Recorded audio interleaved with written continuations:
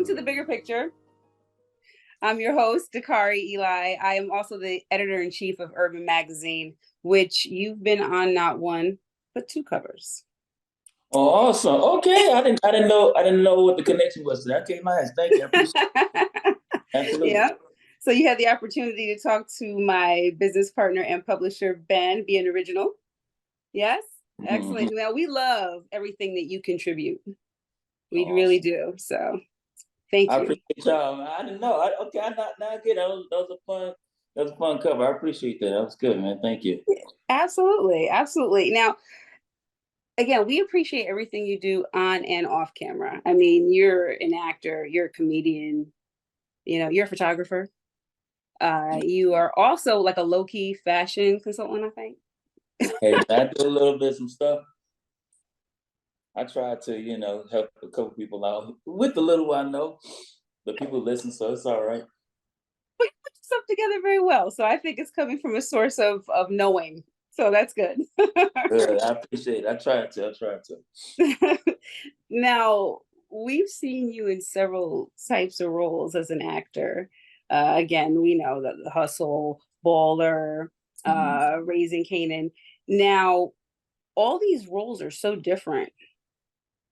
When you read the scripts, what inspires you to pick these roles? What inspires you to audition for them?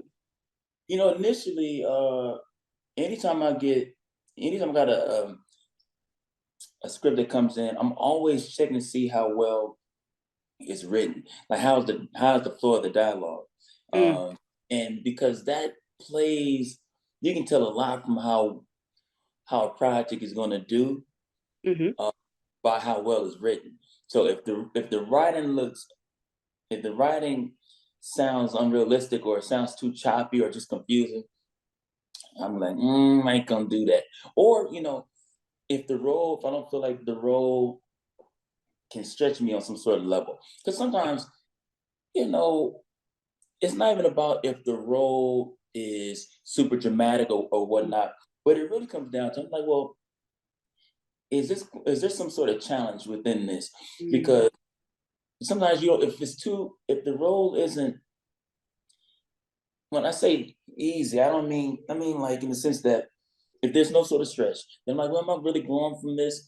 How is it different from anything else I've gotten done? I was okay, especially because I'm like still a very fairly a new face, so it's like, all right, let me try to show these casting people some range early, so if that one moment it might be doing something for BET, because I'm like, okay, that audience may not necessarily be the same one from Ballers. So let me go tap in and do a nice little Christmas something over there for. I got to think about my mother and my aunties and my people that go to church. I'm like, okay, I gave y'all something.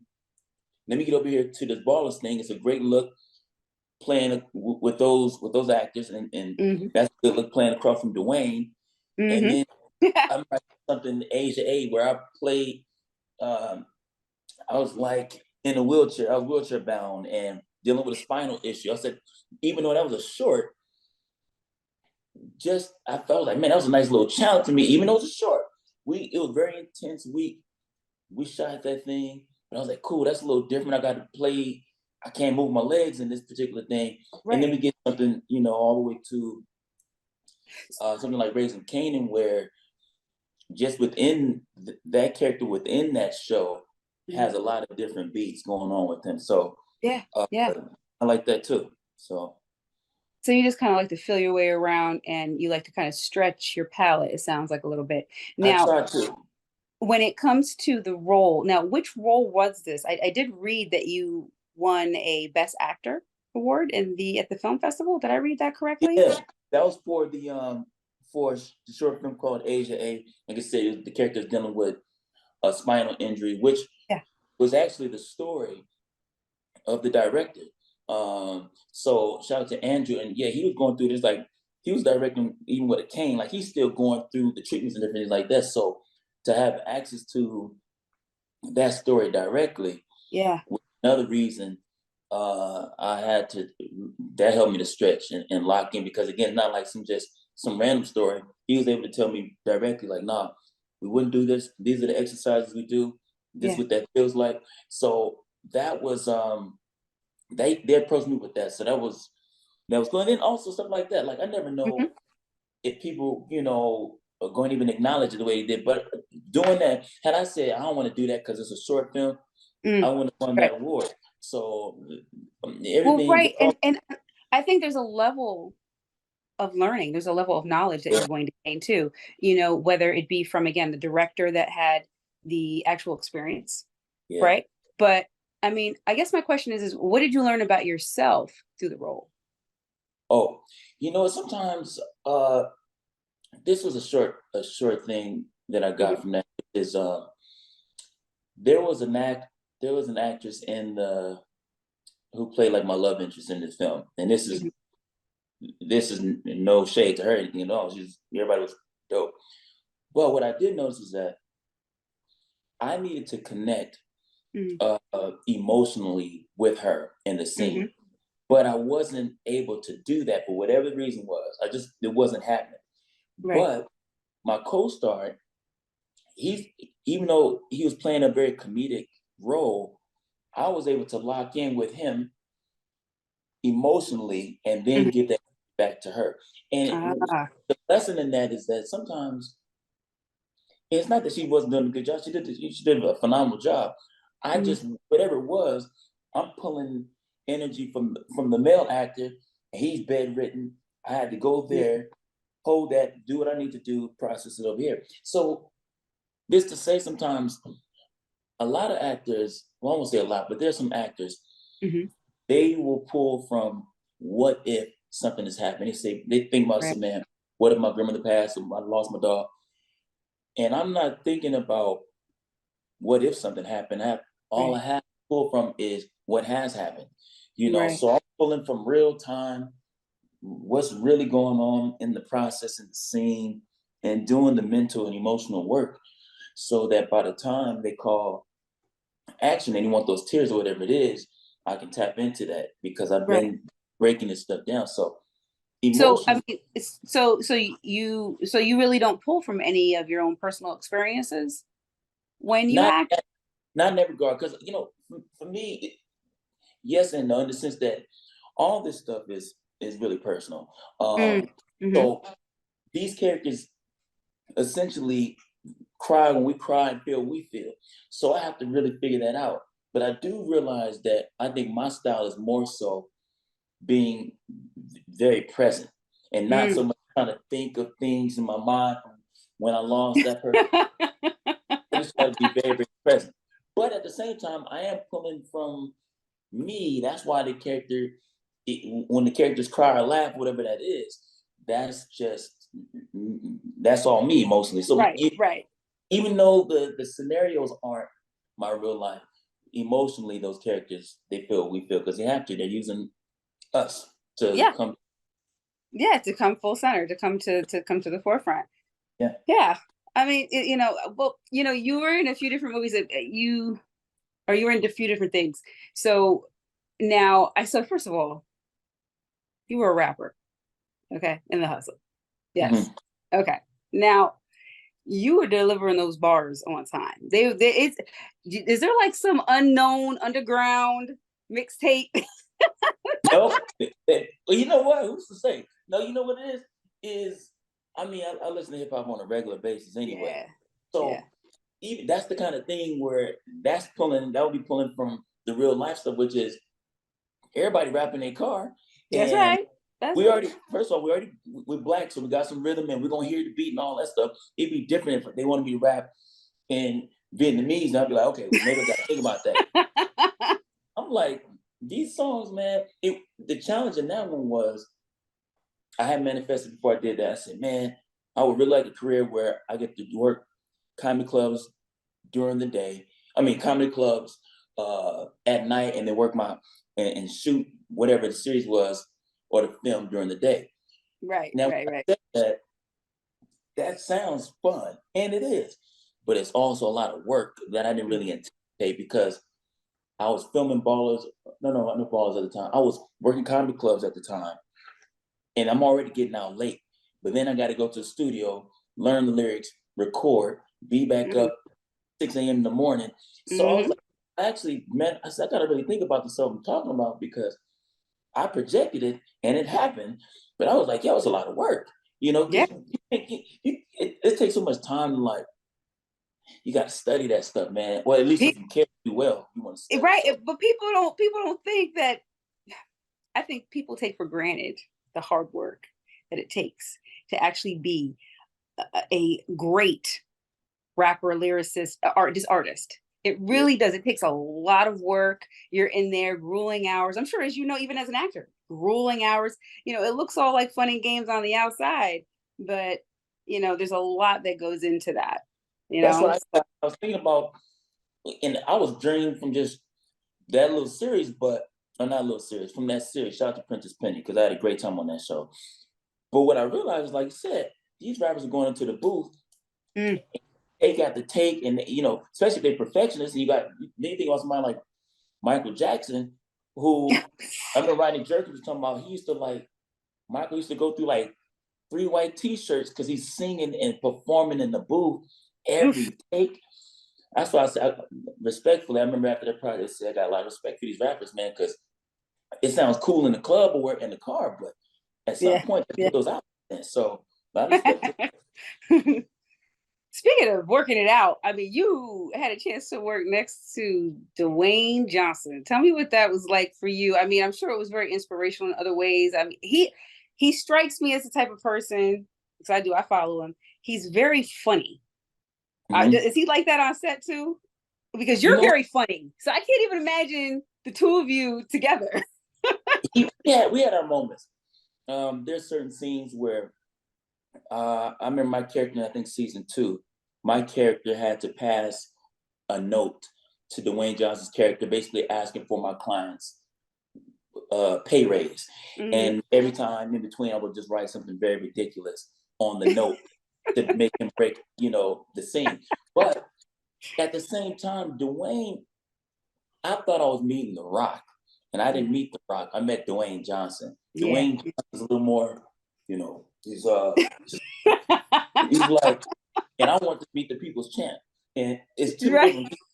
But I will say he got a lot of presence. I don't, when he's on set, you could feel the shift of everybody. It's an energy he come with, but also learn some discipline. I remember one day my call time I'd be on set like something like 6, 5 in the morning. I'd get up to drink some water in the middle of the night, happen to catch Instagram. He's in the gym three I hours. knew you were going to say that. I'm like, what? But it changed I said, man, if Dwayne can get up and still get the set on time and all that stuff, I said, that was one thing I took from him. I made it part of my discipline, which is before I get to set, I definitely try to get up, hit the gym, wake up and be in my mind. But so he was really influential in that way. And he is funny. Real kind, funny, he's a good guy. Yeah, he seems like he has a lot of humility, as do you. It seems like humility is actually a cornerstone for you. And And ooh, that's the truth. That's the truth, man. Because look, on a very basic level, mm, if we keep our feet on the ground, when we hmm fall, it will. When we fall, it won't be very far. This is just on a very basic level. I much rather keep myself humble yeah. than let God do it. I'm like, no, no, no, no. I got it. Let me do what I can do to stay grounded, man. Because it's this. The analogy I like to give is, our talents, our gifts are not for us. So Right. it's like, who flosses in a rental car? Like, it's not, this stuff ain't mine. I'm just a recipient of it, and I'm just the vessel being used to do this. I'm not finna be walking around like this stuff just came to, like, I'm the, no, no, no. You mean You like how people floss in the rental chains too? Because they floss in they They don't floss do in a it. lot of different things. All kind of stuff. I'm like, man, I know this is God's stuff. I ain't got nothing to do with this. I'm just glad I was the recipient of it. So Right. that's why unselfishly, I gotta get this art out. I gotta share what I know or what I can, whether it's photography or whatever. It's Yeah. not mine. And I'm glad that you brought up the photography. Um, I saw that you were photographing homeless people, and I know a little bit about the story as to why, but I'd Okay. like to hear from you. I'd like to hear from you. Initially, this goes back to I was before the TV stuff and stand up. I was working in Mm, after school program, Boys and Girls Club and all that stuff. The kids, we would give them snacks after school, and I mhm. was noticing that the kids, because they weren't like cool snacks, Right, they would right. they would waste the snacks and the apples and stuff. I'm like, it's too much food going to waste, too much. So I began to pack That's it. old school. That's old school thinking right there. I hear you. No, you got my heart right there. I feel you. Go That's ahead. the truth. If some of us know we not finna just be wasting no food. So Mm-mm. I was packing up the food. Then I began to take it down to the homeless, Skid Row in LA and different, places to feed them. And once you saw how grateful they were to receive that PB&J sandwich and that pear, it's like, yo. And so at the same time, I started getting into photography, but I didn't feel my skills were, I need to practice. So I have Right. a conversation with the homeless people. Um, and I would basically feed them. We dialogue, we gained some trust. And I said, yo, man, would you mind if I photographed you? And he said, yeah. So all of this is to say that and still in such a process, but I'm photographing these folks uh, to make a book, a coffee table book, Mm, and with a little bit of the story in it, and some of the proceeds be going to them. But the reason I think this is important because while we sit up in our AC places mm, in the house mm. and we wear our Yeah, shoes, all watch our TV with full internet, that's right. it's important, I think, for us just to remember that there are people out here who don't have. We got to be grateful. That's all. Yes, yes, we do. And I completely relate to that because I mean,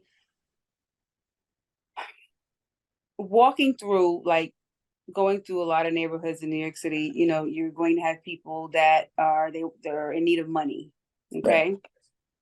Now I will never give enough money to go broke just because, I just don't I didn't say I don't have it right now. But my I have a child. My daughter asked me, she said, well, why are you giving them money? How do you know? How do you know Mm-hmm, that? I said, what's it gonna hurt to give them $1? mm-hmm. Because despite whatever the story is, we don't know what the story is, you know? And what's it gonna hurt me giving them $1? Yeah. Right?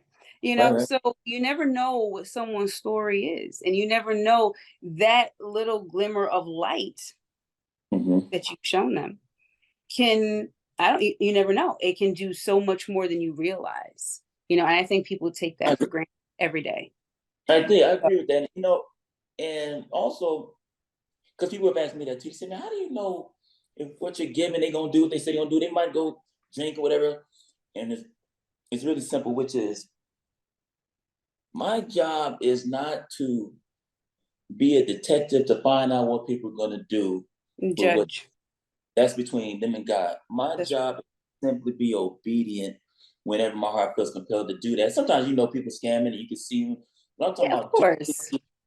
when I give, my job is just to give and then let it go, not to follow and see. That's whatever. If they didn't tell the truth, they got to deal with that karma, deal with whatever those consequences are. That's That's right. on. I release that stuff because, like I said, we don't know. And then at the same time, like you mentioned, that we don't really know. So I'm like, hey, if if they need food because they really need food, this is what I realized when I'm down here. I'm saying down here because I got to go. In fact, give some stuff away today. But when I realized that everybody down there is not just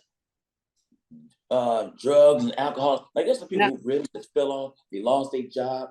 The pandemic hit. People come back from the war. They've been down there. They divorced. They went into a depression. It's talented musicians down there. that's I right. mean, this is why I had those conversations because growing up, I used to cut hair in a rehab center. So Mm, I've always been around street people, ex-convicts, gamers, and so forth.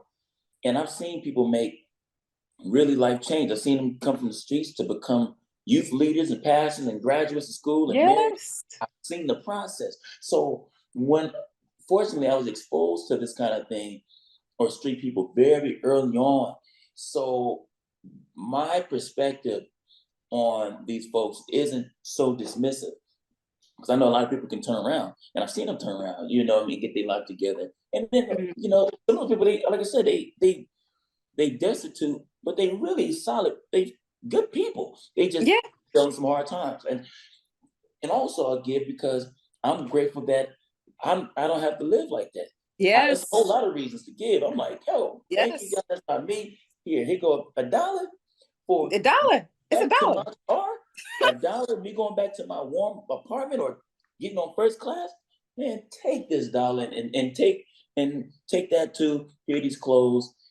Yeah, Here's because again, you don't know where people have come from. I mean, even if they're on drugs, you don't know what could have brought them to that terrible place. Being on drugs or having an issue with any type of substance is not something that you should be jailed for. It happens, and you don't know what it stems from. There's a lot of trauma in the world. yeah. So that's why humility is top of the list. Absolutely. Now, with your comedy, um, how has comedy played a role in your humility? Or because I know that comedians will use stories or their trauma hmm within their stand-up comedy, within the jokes that they create. So how has humility played a role in your comedic performances?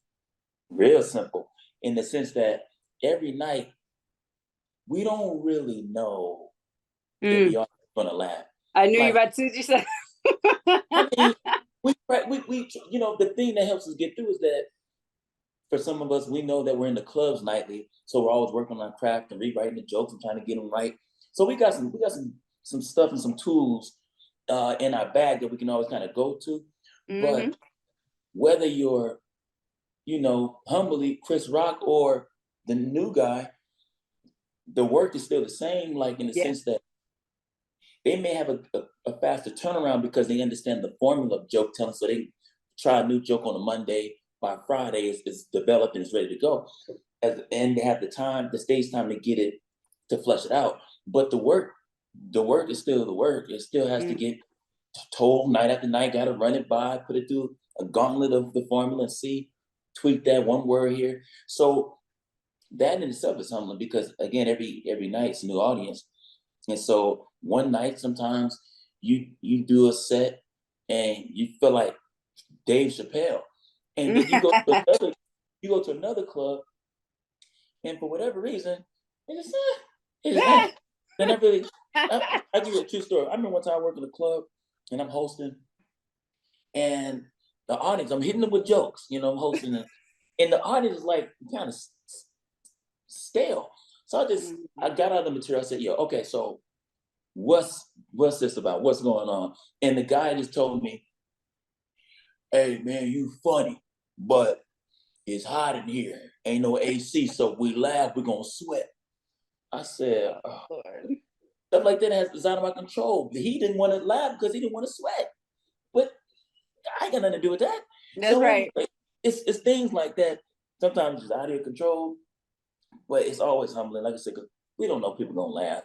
So when they do, it's like, cool, I'm on to something. So the Well, audience, whew, have you always been funny? I mean, did this start as a child? When did you realize, okay, no, this is just what I have. This is just who I am. It's what I have to do. Usually it kind of starts young. So I'm just wondering yeah, where it I starts. remember. I remember in third grade, our teachers make us keep a journal, and I remember I wish that this journal, but I remember writing jokes, shooting on my friends in third grade, talking about this and all these other things. So I remember the idea being there. So humbly, I think being funny is just a timing thing. I think it's a gift. I mean, some people you gotta have you gotta have that because if I was doing stand up or if I was still in that school program, people laughed in that school program. So Hmm. that sort of charm is just. I'm just glad I have. I forget sometimes about that because sometimes we're grateful for where we live, what our material things. But Mm. I like to thank God too for just my personality or the ability to Hmm. say things right when it needs to be said, or How even when. has Go how ahead. has your comedy helped you? how has it helped you as a child and growing up? Because I feel like, we all go through like these different experiences as children and as teenagers and even adults, young adults especially, where, it's kind of like these challenges, these trials and tribulations. How has comedy helped you? Man, you know what? I think it's helped me to help other people in Mm, that, sometimes being able to say the right thing at the right moment can hmm. help bring people out of a funk or if they're in a low space. And I know that there's still people who depend on me Mm, in that way where I can tell when they're down, they'll call and be like, "Yo, man, I just want to, hey, I'm going through this, I just want to chop it up," and I give hmm. them a quick laugh, pull them out their thing, and we get out of it. So I've never been a negative kind of a kid, anything like that. I wasn't a class clown, not at all. I wasn't Mm. that. But I did realize that it helped me to not get beat up in high school with gangs. Because Okay. I was cool with the gang members and all of them because I could make them laugh and he's laughing, he's cutting up. So I always got a pass, But also just, I think the charm with teachers because they knew I talked, Mm. but I wasn't a bad negative kid. They knew I'm just shooting, making people laugh, very light. But it's helped me survive, literally, man. It's got Yeah, me out of situations, So yeah. I'm grateful for it. Excellent. Now you mentioned gangs, so I mean, you grew up in what you said. I saw what South Central. Tell me a Yeah. bit about what it was like for you growing up. Like, did you have anybody funny in your family, or is this something that just came about? And who was a comedian that helped inspire you? I put it this way, my family as a household, they are funny. Like they do voices and that sort of thing. So we keep a warm-hearted kind of a house. As far as inspiration, Yeah. I would say, excuse me, I think any comedian today, we have to acknowledge Martin, just like Mm, the show, like that. Just and also on the acting side of that, like seeing him play these different characters and also play somebody real. Like it hmm. was when we watch Martin. Martin is not. It don't come off sitcom. Like it No. comes off like we just happen that there's a camera following these real people, real friends that really got love for each other, even though they showing each other we felt like Martin and Gina really loved each other. Tommy and it's just a good ensemble. And so Yes.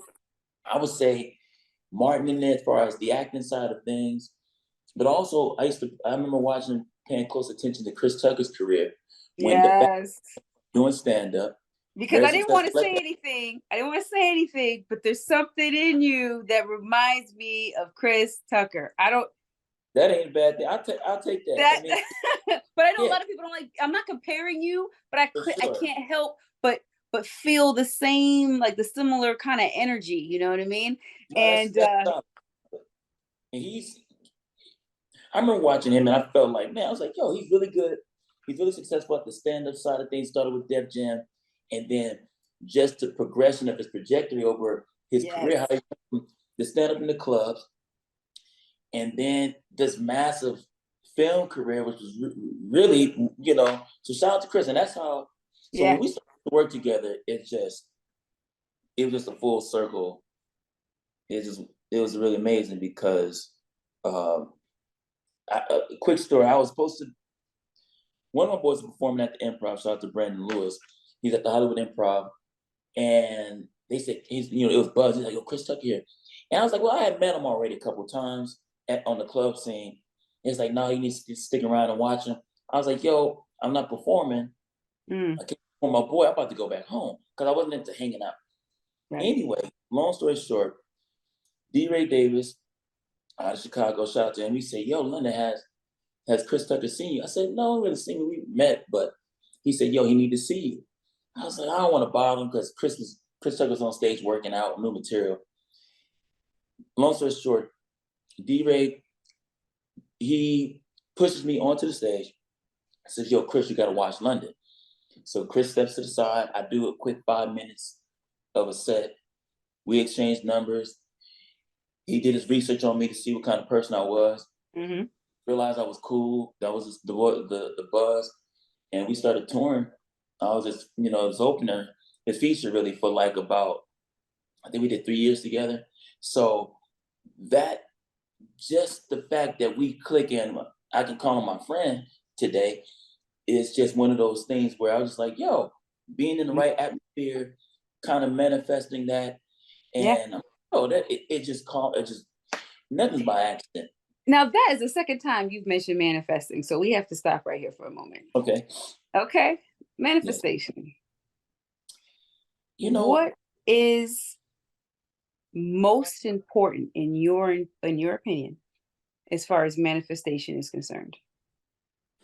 I think the most important thing about manifestation, as far as my concern, would be I think a lot of people don't understand Mm. when you manifest ideas. That's every we can all close our eyes tight and say I want this, I want that.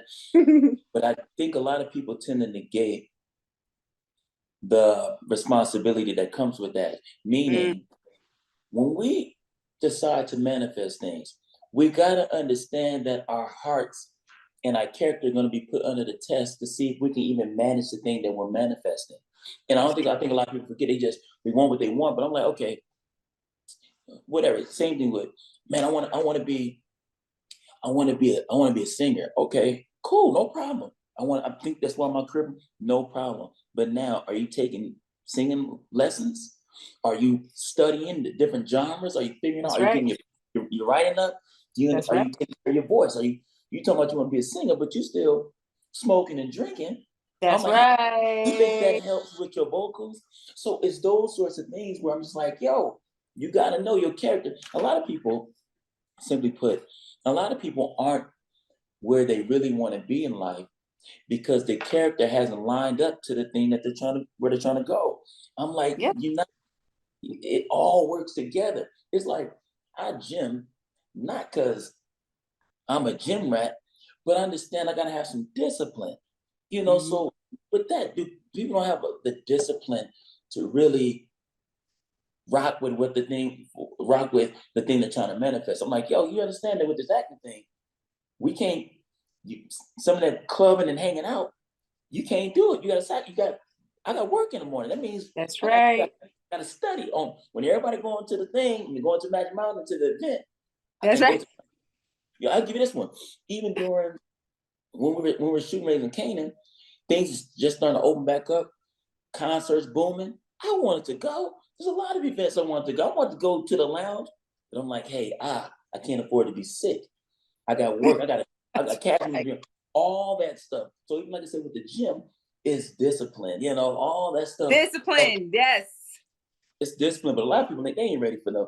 They they're ready to do the service of manifesting, but not the But, work to really bring it you know, forth.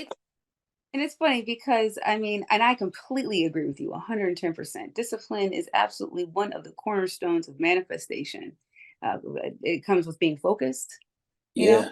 Um, I would also say what's really important with manifestation is the allowing process Mm, because you can do all of the things hmm. and force and kind of like force you start to force it Yeah. almost like I'm going to do it, I'm doing all these things, I'm doing this whole list here, why is this not happening for me yet? Sure. And it's like, no, no, no, no, because you have to allow faith, Hmm. you have to allow things to happen on That, their own. And that that's happens. where I think spirituality comes involved and it becomes full circle. You have to have all the components. You Yeah. can't just have the discipline and the focus. You need to have the allowing and the faith, Yeah. you For know. sure.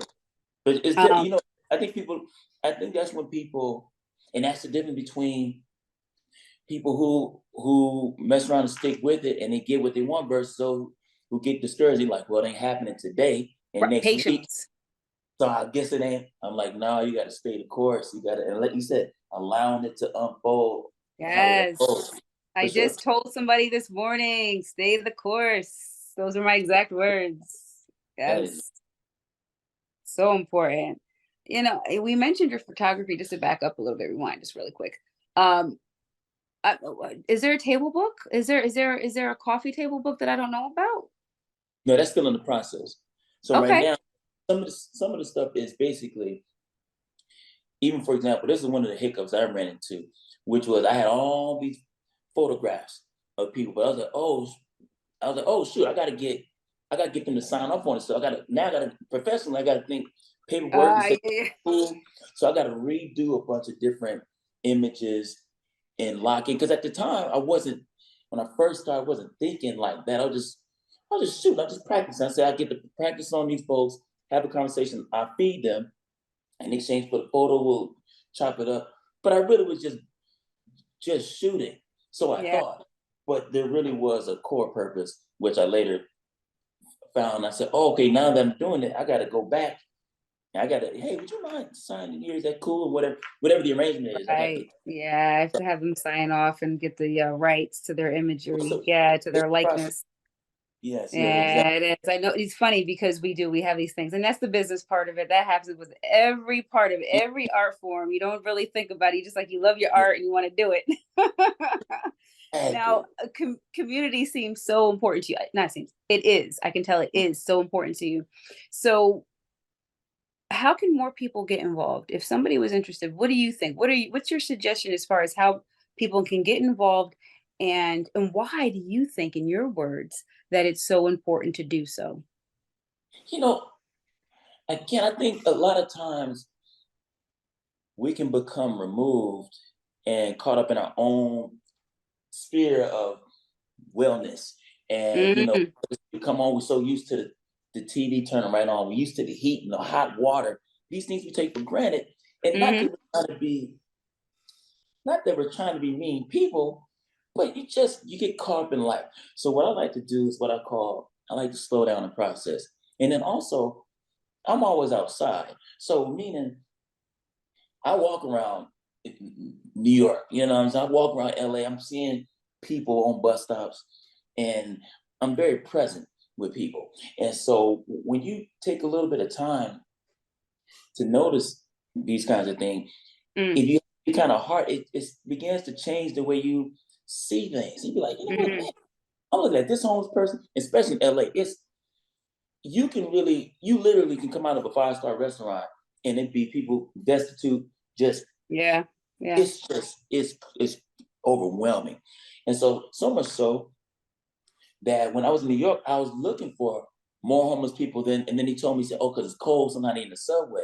And I didn't Right, really realize the dynamic because in LA, it's just a plethora, it's just insane. So right.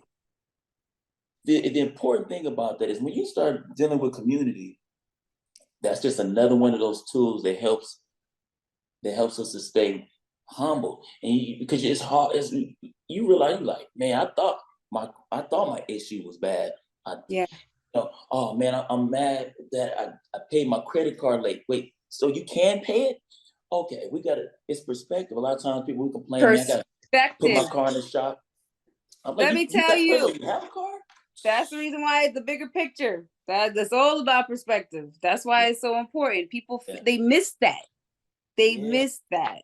You get that's so hung up on all these other things that are truly, in the grand scheme of things, are really not that important to your, your wellness in a it's sense. the truth, You man. It's know, the you bigger can picture. create these Yeah, obstacles. the bigger I picture know is such that a great name. That's a great name. you, oh, thanks. Yeah. You talk about, and we're going to talk about something that you named because I was just about to switch over on you. Okay. Now, you talk about these different things in London's White Tea Talks. And I have watched every single one. I'm letting you know. Sure. I'm ready. I'm ready. I'm ready. Well, no, I just want to know. All right, first of all, why did you start and how do you come up with the topics? So basically, this started because I would do like these rants on my Instagram stories, Hmm. and people would ask me about them, but they would delete. And so they said, "Why don't you start saving them?" Because also too, I was trying to figure out my voice. I was like, "What's my social media?" Mm. I have my friends. Shout out to my boy Tony Baker. He does voiceovers. I got friends who do commentary on side by side videos, and so my friends y'all everyone had a voice. I just felt like I didn't have one. And so, and then I realized that, oh, my voice is what I just do naturally. I don't have to go on my way to try to figure out content. Right. Just what is it that I do? I feel I can have a conversation with anybody. So that works for me. So I used to get these questions, and sometimes women would be like, London, basically questions would be based around the ideas of why aren't they getting the results they want from Mm. God? And what I was simply doing was explaining to men and women. A lot of times I'm like, well, here are some of the basically here are some things that guys do. Hmm. Um, that not because I'm not ever trying to tell a woman how to be a woman, but I'm just explaining why guys respond the way that we do to the things Right. that women do. Now, women don't have to ever listen. It's not about that. It's just on a simple form. For example, now I understand that a lot of women will when they write a text message to a guy and they Hmm. got something on their heart that's pressing. Hmm. I understand they want to get the message, they want to get the words out, they want the guy to hear them. I got it. That's cool. No problem. However, if you're trying to communicate with a guy, I'm just simply saying now, if you want to write that trilogy, no problem. Get it off your chest. Cool. It's cool. But now, if you want the guy to read what you have to say, Yeah. it behoove you to just hit him with the bullet points. Just hit him with Yeah. whatever that is, and then he'll say, "Hey, well, what you mean?" Then you get time to explain. But if you come out the gate with that, what the guy be like, he's not paying attention to that. He's not even What because about the machine gun text where it's just like blurb, blurb, blurb? Does that not work? it's one of those That's things. bullet points. Boop, boop, boop. Bullet point, but I'm guaranteed that guy's gonna take the time to all right. It's not overwhelming because when guys see long Ah, messages, he thinks emotional, he thinks overwhelming. So guys be like, I don't want to, and he just don't even want. And that's the only thing. I'm like, yo, if you want to be heard, and I know you got something valid to say, right. here's one way that you might want Balance. to communicate. That's all. Now, again, do they have to? No, you don't have to. Okay, for example, here's another one. Here's another one. When a guy, there are some women, right? When they're with the guy intimately, they don't make any noise, right? Now, I understand some women are quiet, and I'm like, that's cool. Mm. However, when a woman makes noise in the bed on an intimate level, Hmm. her moans and groans and all of that It's act as direction. yeah, they act as a navigation Yeah, for direction. her body. So what does this mean? Meaning when the way she moans and groans lets the guy know, oh, I probably should stay in this area. I should probably okay, let me try this, let me turn around. Okay, I'm not sorry. as I don't understand. Who stays quiet? If there it are if it listen, if it's silent in the room, that means something's not right. I'm gonna tell you because this is one of the reasons. Sometimes women, if it's a new situation with the guy, sometimes women aren't so loud because they feeling him out. They just trying to see what the thing is, and they don't know what the style is. Some guys they want loud. Let's go. Every guy has a story about being with a shy girl, and it's like Mm. I'm like one time I had to check and see if she was breathing. I said, "You okay? Come on, you got to make some noise." Not, But she said no. But later she grew into noise. But at yeah. first she said, "Hey, So it I'm just sounds like enjoying it." dead fish. It sounds like dead fish syndrome.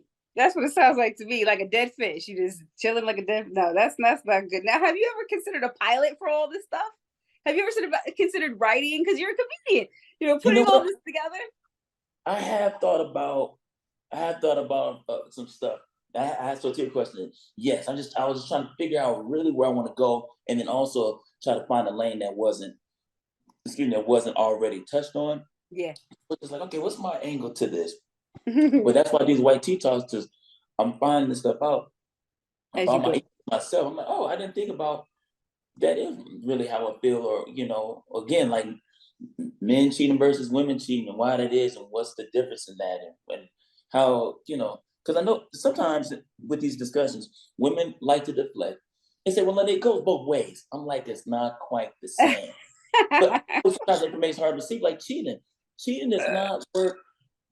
I'm not saying that when a man cheats, it's right. I'm not justifying. But what I will say though when a guy cheats and a man cheats, it's not the same. A guy can really be with a woman, right? He can have a girlfriend or wife, whatever. Right. He can go be with girl number two and not like her.